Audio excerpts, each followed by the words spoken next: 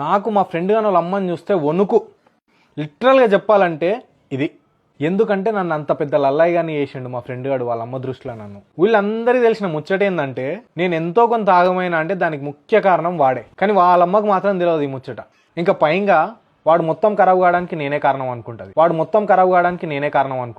అరే బీర్కి బిర్యానీకి నేను డబ్బులు ఇస్తావానికి, వాడు నా బెస్ట్ ఫ్రెండ్ అని. కానీ వాళ్ళమ్మ వాని ఆస్తి మొత్తం నేనే తింటున్నా అని మొత్తుకుంటది. మొన్నటికి మొన్న వద్దురా అంటే కోటర్కి పైసలు లేవని 5 కేజీల బియ్యం అమ్మిండు వాడు. వాళ్ళ అమ్మ వచ్చి బియ్యం వేయరా అని అడిగితే వేణగానికి తిన్నికే లేవంటి ఇచ్చినా అని చెప్పిండాడు. అరే ఇప్పటికే మీ అమ్మ నన్ను మర్డర్ చేసి జైలుకైనా వెళ్ళడానికి రెడీగా ఉందిరా అంటే నువ్వు ఇంకా బియ్యం ఇచ్చినా, బండి ఇచ్చినా, డబ్బులు ఇచ్చినా అని నీ లత్కోర్ పనులన్నిటికీ నా పేరు వాడుతున్నావేంద్రా అయ్యా నువ్వు.